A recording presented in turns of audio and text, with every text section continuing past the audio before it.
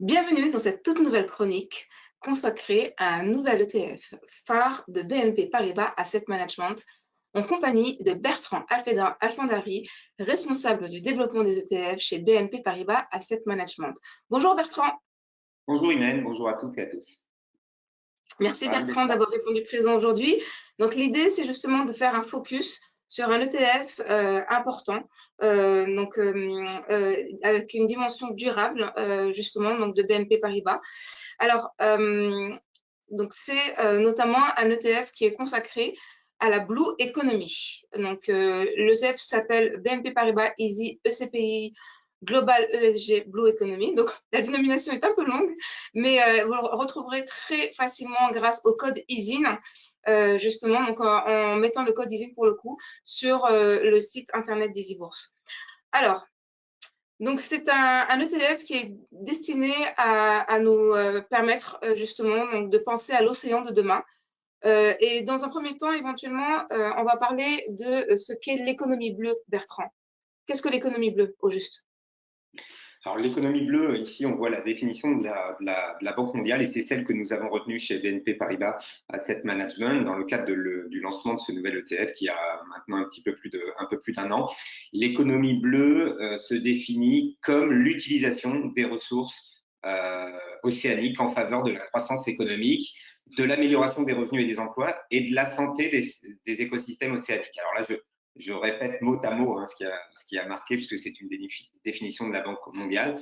Il faut retenir qu'évidemment, il y a des enjeux économiques liés aux océans qui occupent plus de 70% de la surface de notre planète et qui également recentrent plusieurs centaines de millions de personnes, plus de 800 millions de personnes qui tirent leurs moyens d'existence des activités liées à l'économie bleue. Donc on va voir sans doute plus en détail qu'est-ce que ça veut dire l'économie bleue, mais c'est un système économique qu'il convient de préserver à tout prix, puisque c'est une réserve de biodiversité et parce que la pollution terrestre vient polluer les milieux marins.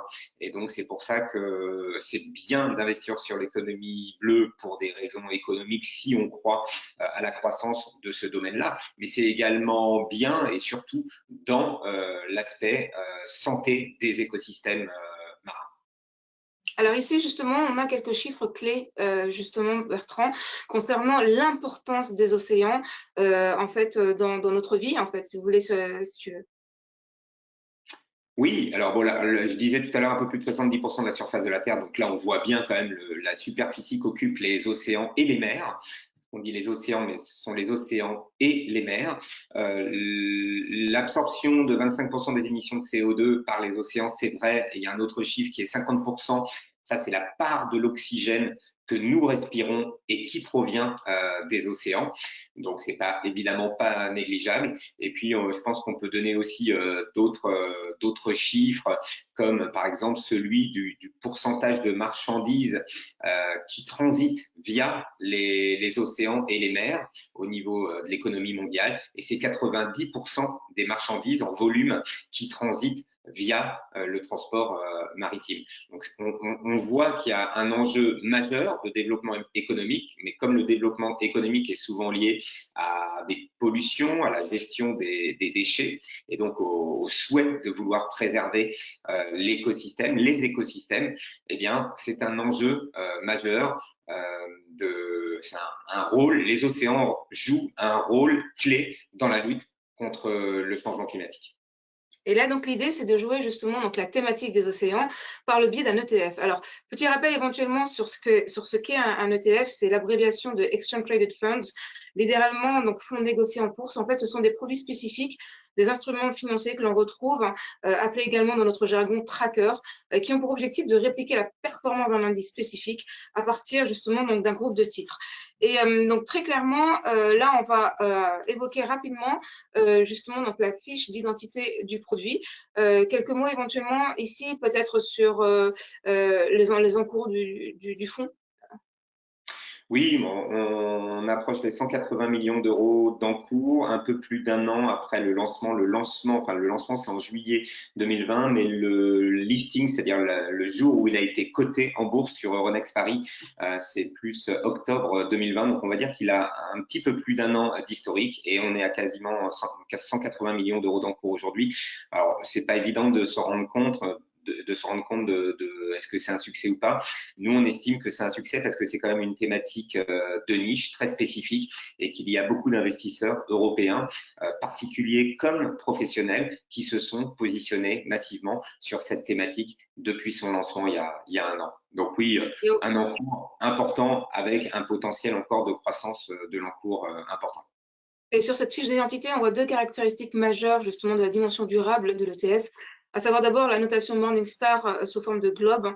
Morningstar, c'est un cabinet justement de notation des fonds d'investissement donc qui fait référence dans le domaine de la gestion d'actifs. 3 globes, c'est une bonne notation pour Morningstar, étant donné qu'en fait, on a de 1 à 5 globes pour le coup. Et on a également le label justement de Febelfin Towards Sustainability, qui est le label belge et qui là aussi justement tamponne la dimension durable en fait de l'ETF. Oui, et puis le label français, bon, évidemment, une demande aussi en cours pour obtenir le label français. Puis peut-être un autre élément important, c'est l'objectif de développement durable. Vous savez qu'aujourd'hui, on relie des thématiques, des fonds, des placements à des objectifs de développement durable, ce qu'on appelle des ODD. Qui ont été définis par les Nations Unies. Merci Imen. Donc on voit ça ici. Donc on voit ici les 4 objectifs de développement durable, le 7, le 9, le 13 et le 14. Et l'essentiel, et d'ailleurs celui qui est très peu couvert par les entreprises, c'est le 14 relatif à la vie aquatique. Donc évidemment, là, on est complètement au cœur de cet objectif de développement durable relatif à la vie aquatique. Et très peu Alors de au-delà, placements oui, qui sont en conformité avec cette ODD. d'accord, d'accord Bertrand. Donc 4 ODD clés et notamment un en particulier, donc sur la vie aquatique qui sont poursuivis justement par cet ETF. Cet ETF qui a la particularité également justement donc d'être investi dans des sociétés réparties dans 5 secteurs d'activité clés que l'on voit là.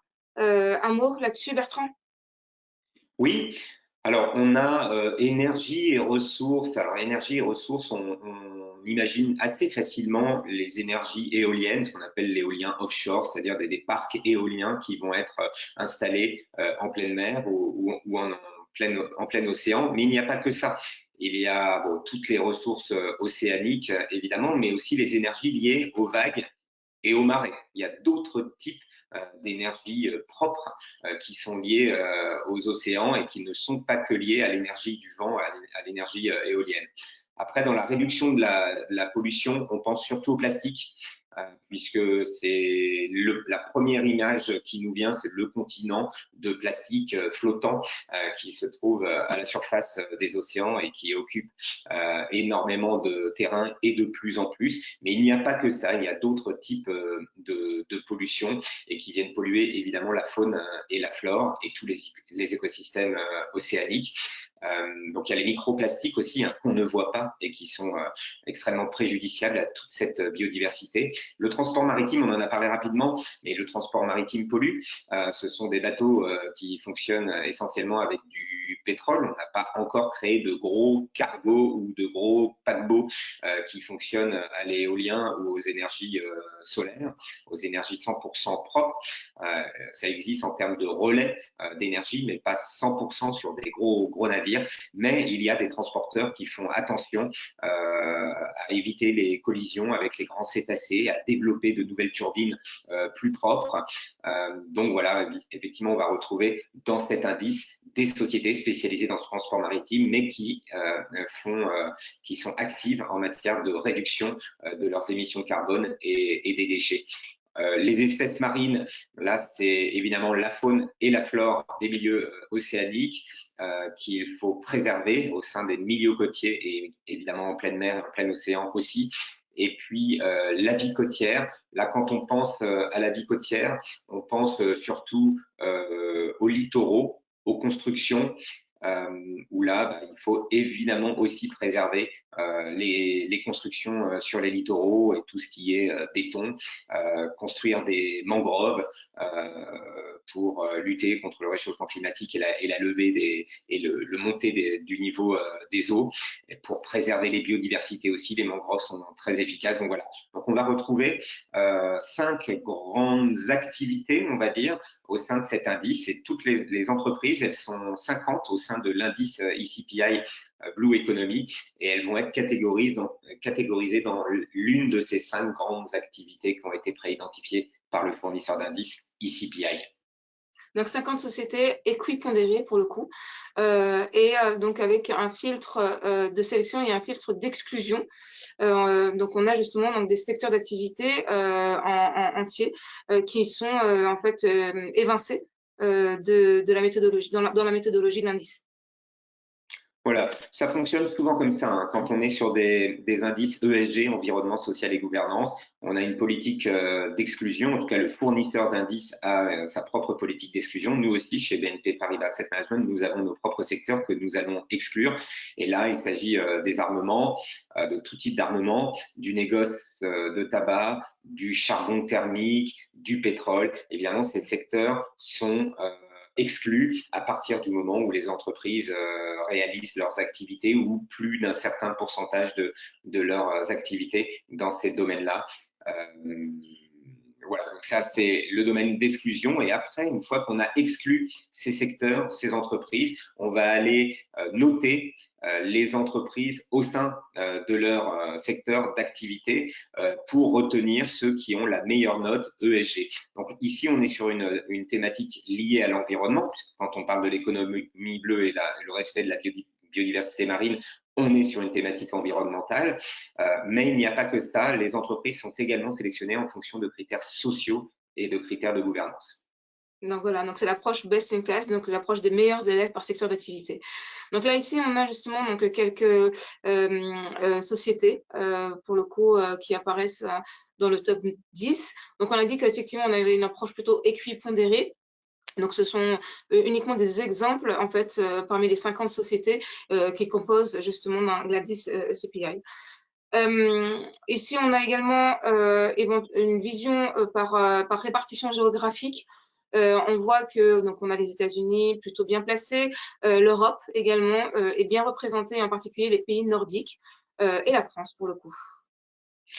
Voilà, bon, là c'est un peu classique. Bon, on pourrait avoir une répartition sur les États-Unis plus importante, puisque si on est sur un indice mondial, on sait que la capitalisation boursière américaine représente à peu près 50% de la capitalisation boursière mondiale. Mais là, c'est vrai que l'Europe, et en particulier l'Europe du Nord, est particulièrement à l'avant-garde de toutes les technologies liées à la biodiversité marine, à l'aquaculture, au transport maritime plus propre, à la science aussi liée aux ressources océaniques. Donc c'est pour ça qu'on a un poids ici de la Norvège, des Pays-Bas, du Danemark, qui est relativement élevé.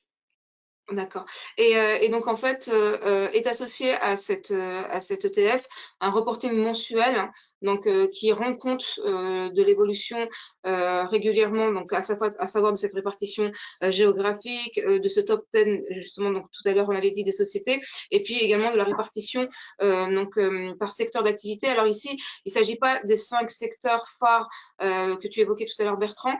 Il s'agit éventuellement, donc, tout simplement de la répartition classique donc des secteurs d'activité tels qu'on les connaît. Tout à fait.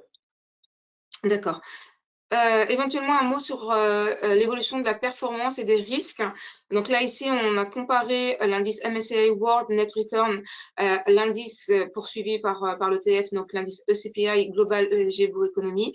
Donc, on voit très clairement que notre indice ECPI a une surperformance par rapport au MSCI World.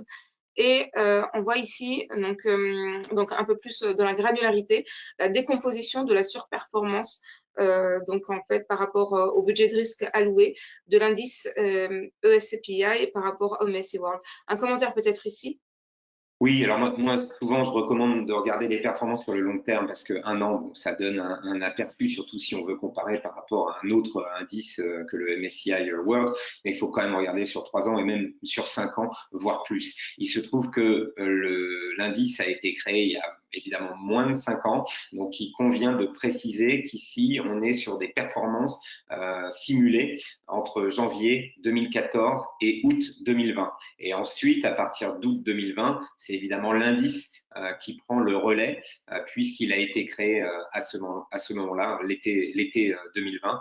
Mais avant, les performances ont été simulées. Et ça permet de voir quand même la valeur ajoutée qu'on peut avoir, en tout cas sur une période comme ça de 1 an, 3 ans et 5 ans, par rapport à un indice MSCI World qui, lui, est composé de 1600 valeurs au moins, alors que là, on est sur un indice très concentré, évidemment, parce que très thématique, de 50 valeurs. Mais ça veut dire que même quand on diversifie beaucoup moins, que ce soit sur les zones géographiques ou sur le nombre de valeurs, on peut, cette diversification thématique peut apporter de la performance et peut même permettre de réduire le niveau de risque, parce qu'on est sur des sociétés pérennes qui sont bien notées sur le plan de l'ESG. Et donc, c'est un facteur de pérennité dès lors que ces entreprises ont des process robustes en matière d'ESG. Alors, en parallèle donc, de la performance délivrée, on a donc ici, on a la performance cumulée donc, du fonds, comme vient de l'indiquer justement donc, Bertrand. Donc, en parallèle, on a les performances financières et les performances extra-financières mises en évidence dans le rapport mensuel. Et notamment parmi les performances extra-financières, l'empreinte carbone, qui est un indicateur très classiquement utilisé. Donc, peut-être un mot là-dessus, Bertrand? Oui, alors l'empreinte carbone, on la connaît quand on prend un billet de TGV ou un billet d'avion, on va nous communiquer l'empreinte carbone de son trajet, et on la connaît un petit peu moins lorsqu'on achète un produit financier. Mais maintenant, vous avez la possibilité, effectivement, grâce au rapport extra-financier, de voir l'empreinte carbone. Alors, ça parle pas forcément à tout le monde de savoir combien de kilos de CO2 par million d'euros investis on consomme notre propre empreinte carbone en tant qu'investisseur. Mais ce qui est intéressant, c'est de pouvoir la comparer justement par rapport à un univers d'action normal, je dirais, qui n'intègre pas de critères ESG. Donc voilà, donc, le reporting extra-financier donne tout un tas d'indicateurs, dont celui relatif à l'empreinte carbone. Moi, j'invite évidemment nos auditeurs à aller regarder ces reportings extra-financiers et ça donne des exemples concrets et puis surtout comparés par rapport à des univers d'investissement traditionnels. Alors, parallèlement donc, à la performance, on a également donc, du risque alloué. Pour le coup, donc, si on considère l'indice SR, donc le niveau de risque donc SRRI, qui est le niveau de risque classiquement évoqué pour justement les fonds d'investissement, on est sur un niveau de risque donc allant de 1 à 7 à 5. Donc c'est un niveau de risque relativement élevé parce qu'on est sur des actions, mais c'est un niveau de risque quand même qui est relativement modéré du fait de la diversification justement de la composition de l'indice.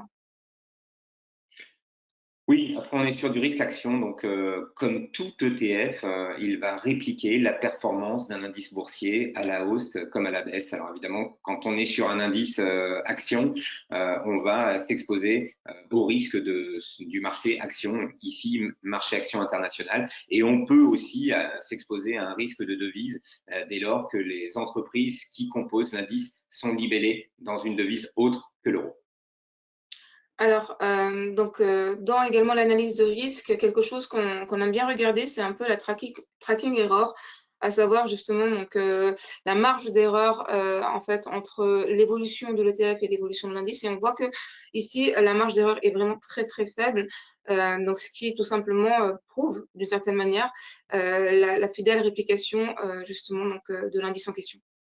Oui, un gérant passif, un gérant indiciel n'a pas à faire de paris dans le marché. Donc, lui ne va pas acheter telle ou telle valeur parce qu'il y croit ou la vendre parce qu'il n'y croit pas ou surpondérer parce qu'il y croit plus. Il doit répliquer fidèlement l'indice qu'il réplique. Et donc, c'est la tracking error, ce nom un petit peu barbare qui permet de voir à quel point le gérant colle à l'indice qu'il réplique. Donc, cette tracking error doit être proche de 0. Donc, on voit ici qu'elle est de 0,05. Donc, on voit évidemment que le parcours de l'ETF est très proche de celui de l'indice répliqué. Alors, maintenant, la question, c'est comment on investit sur EasyBourse, sur cet ETF. Alors, l'enveloppe utilisée, ça sera le compte titre.